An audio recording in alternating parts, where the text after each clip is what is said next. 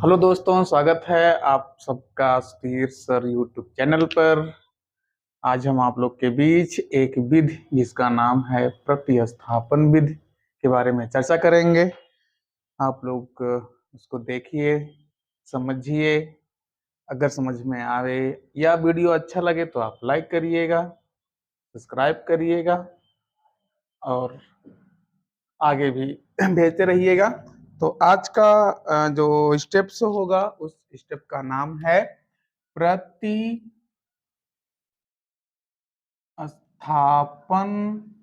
विधि। प्यारे बच्चों, इस विधि से भी हम दो चर वाले रैखिक समीकरण का मान ज्ञात करते हैं, जैसे एक्स वाई हो गया, यम एन हो गया, या दो चर वाले कोई भी समीकरण या कोई भी रैखिक समीकरण हो सकता है।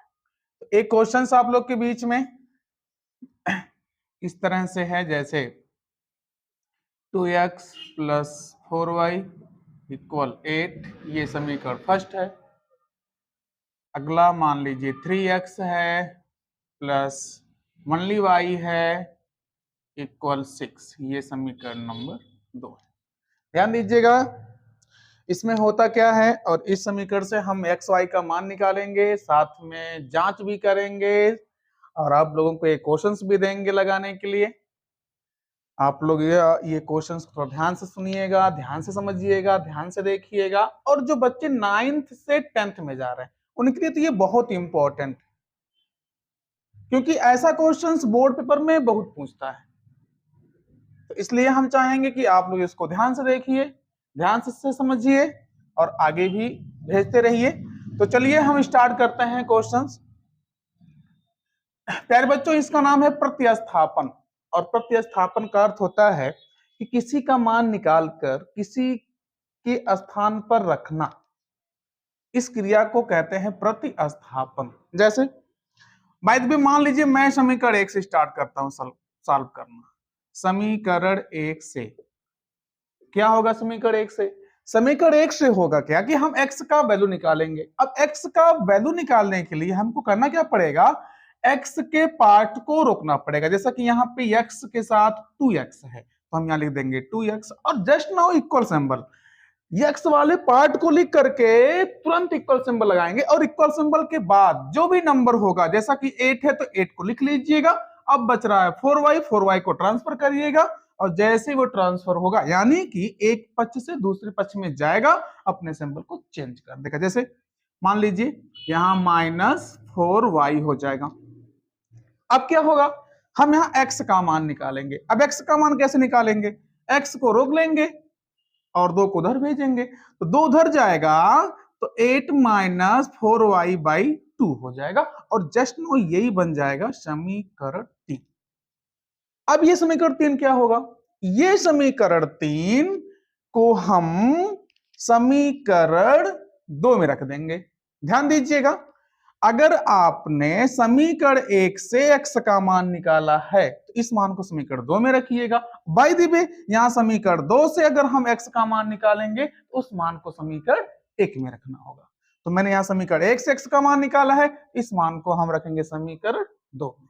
तो यहां हम लिखेंगे, क्या लिखेंगे? x का मान समीकरण 2 में रखने पर। अब देखिए समीकरण 2, जहां भी समीकरण 2 में x होगा उसके स्थान पर हम क्या लिखेंगे? 8 - 4y/2। यहां देखिएगा 3 तो रहेगा, बीच में यहां पे आप इंटू सिंबल लगाएंगे, x की जगह पे x का मान लिखेंगे। क्या है x का मान? 8 - 4y/2। आगे बढ़ेंगे, प्लस आगे बढ़ेंगे, इसको y भी लिख सकते हो, आवश्यकता अनुसार 1y भी लिख सकते हो, = 6। अब क्या होगा? 3 का अंदर मल्टी होगा। देखिए यहां पे ध्यान देना होगा, बच्चे इस बात पे गलती कर जाते हैं कि इस 3 का मल्टी करते हैं। प्यारे बच्चों, इन दोनों में मल्टी होता है क्योंकि ये ब्रैकेट में है। आप क्या करते हैं? जल्दीबाजी में आप इसका मल्टी आप 1 नंबर में कर देते हैं, इसमें नहीं करते, थोड़ा गलत हो जाता है। इसलिए इस बात का ध्यान देना होगा कि इस 3 का मल्टी या इस 3 का गुणा इन दोनों में होगा। चलिए हम गुणा करते हैं, क्या हो जाएगा? गुणा करेंगे तो जाएगा 24, आगे बढ़ेंगे माइनस, फिर गुणा करेंगे तो हो जाएगा 12y, बटे में 2 रहेगा ही रहेगा, प्लस 1y इक्वल 6। करना क्या है, इसका बटे 1 कर लीजिए, एलसीएम लेंगे 2 हो जाएगा। अब यहाँ पे आप क्रॉस मल्टीप्लाई कर लेंगे, जब क्रॉस मल्टीप्लाई करेंगे तो आपको मिलेगा 24 माइनस 12y प्लस कितना हो जाएगा 2y इक्वल 6। अब क्या होगा, यहाँ पे देखिए बेटा सेटिंग हो रहा है। अब यहाँ सेटिंग क्या चीज है, जैसे y है ना सेट करेगा अपने में, तो ये 24 तो रहेगा रहेगा, इन दोनों को सेट करना है तो सेटिंग इनके सिंबल से होता है।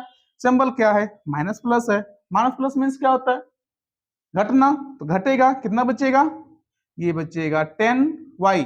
सिंबल किसका लगेगा यहाँ पे, जो नंबर बड़ा है, नंबर कौन सा बड़ा है 12, 12 का सिंबल क्या है माइनस बाई 2 इक्वल 6। ध्यान दीजिएगा। अब यहाँ क्या होगा, इसमें तो अंश और हर है, इसमें अंश और हर नहीं है, तो आप उसमें बना लीजिएगा। कैसे बनेगा आप लोग को पता होगा या नहीं पता होगा तो जान लीजिए, बट एक मान सकते हैं। अब जब इक्वल सिंबल है तो आप क्या करेंगे, क्रॉस मल्टीप्लाई करेंगे। आप क्रॉस मल्टीप्लाई कर लीजिएगा, जैसे यहाँ पे देखिएगा 24 माइनस 10y इक्वल ये कितना हो जाएगा 12। आगे यहाँ पे देखिएगा, अब क्या होगा, हमको y का मान निकालना है। हम यहाँ से चलेंगे, यहाँ हम y को रोकेंगे, जैसा कि यहाँ माइनस 10y हो जाएगा, इक्वल लगा देंगे 24 तो आपका सॉरी 12 आप यहाँ पे राइट कर लीजिए। अब इस 24 को उधर भेजिएगा तो ये माइनस के साथ 24 हो जाएगा। अब क्या होगा, माइनस 10y को राइट कर लीजिए, इन दोनों को सॉल्व करिएगा तो ये हो जाएगा माइनस 12। माइनस से माइनस क्या होगा, कट जाएगा, y बराबर क्या हो जाएगा 12/10। आप इसको बेटा 2 से काट सकते हो, ये हो जाएगा 6 और ये हो जाएगा 5। अब ये नहीं कटेगा, इस तरह से y का मान निकल गया।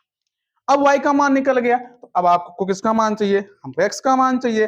अब x का मान कैसे मिलेगा, ये जो y का मान मिला है ना, इस y का जो मान है उसको हम चाहे समीकरण 1 में, चाहे समीकरण 2 में, या चाहे समीकरण 3 में रख सकते हैं। मान लीजिए किस में रखें, चलिए भाई 1 में रख देता हूं। समीकरण 1 में रखने पर आप लोग किसी भी समीकरण में रख करके x का मान निकाल सकते हैं। माना कि मैंने समीकरण 1 में रखा है, तो समीकरण 1 में कहाँ रखा है, जहां y होगा ना वहां y की जगह पे y का मान रखना होगा। जैसा कि यहाँ देखिए 2x है तो 2x को राइट कर लीजिए और आगे बढ़िएगा तो आपको मिलेगा प्लस, और आगे बढ़िएगा 4, बीच में कौन सिंबल लगाएंगे मल्टी का, और y का मान कितना है 6/5 इक्वल 8।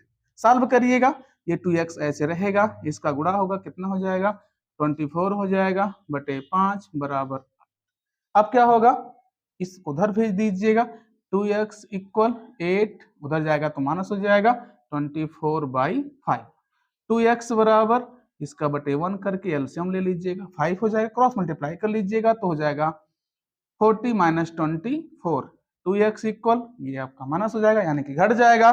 कितना बचेगा, देखिए ऐसे घटाते हैं, 10 में से 4 जाएगा 6, यहाँ बच गया 3 में से 2 गया 1 बटे 5। यहाँ नंबर होने के नाते इसका बटे 1 कर लीजिए, क्रॉस मल्टीप्लाई कर लीजिए, कितना हो जाएगा 10x बराबर ये कितना हो जाएगा 16। x बराबर क्या हो जाएगा, ध्यान दीजिएगा थोड़ा सा, यहाँ 16/10। अब ये कटेगा तो हो जाएगा 8/5। ये कितना हो जाएगा 8/5, ये हो गया x का मान। अब रही बात ये क्वेश्चंस मेरा सही है या गलत, सही है या गलत, इसके लिए हमको उत्तर की जांच करना पड़ेगा। तो चलिए हम इस तरह से यहाँ पे उत्तर की जांच करते हैं। हम यहाँ पे ऊपर लिख दे रहे हैं, क्या लिख देते हैं, उत्तर की जांच। उत्तर की जांच कैसे होती है, किसी भी समीकरण को आप ले सकते हैं और उसमें आप x y के मान को रख सकते हैं। चलिए माना कि समीकरण 2 ले लिया, क्या है समीकरण 2, 3x प्लस वाई इक्वल 6। ध्यान दीजिएगा प्यारे बच्चों, यहाँ 3 तो रहेगा रहेगा, यहाँ पे आप लोग को पता होगा कि यहाँ पे मल्टी सिंबल लगाया जाता है, नहीं जानते तो जान लीजिएगा।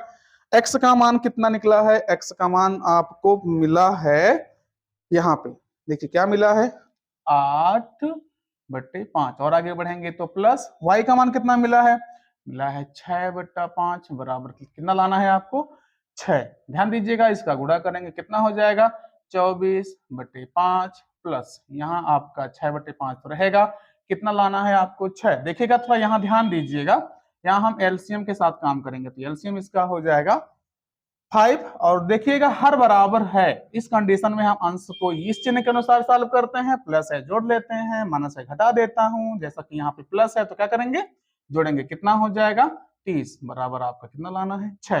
ध्यान दीजिएगा ये आपका 5 से 30 कट जाएगा, कितना आ जाएगा 6 बराबर 6। ये आपका बतलाता है कि मेरा सवाल 100% सही है। वीडियो आपको कैसा लगा कमेंट करिएगा। अगर वीडियो अच्छा लगा, सवाल आपको समझ में आया, तो आप लोग के बीच एक क्वेश्चंस में रख रहा हूं, इस क्वेश्चंस को जरूर सॉल्व करिएगा और सॉल्व करके आप जांच करिएगा कि क्या आपका क्वेश्चन सही है या नहीं। अगर आपको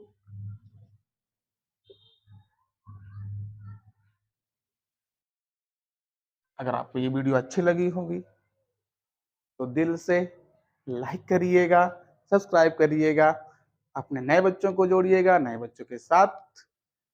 फिर आपसे मिलता हूं नेक्स्ट वीडियो में कल। आज बस इतना ही। इस विधि को ध्यान से जानिएगा, हाई स्कूल में बहुत काम आएगा। अगर ये वीडियो अच्छी लगी होगी तो लाइक करना नहीं भूलेंगे। जय हिंद।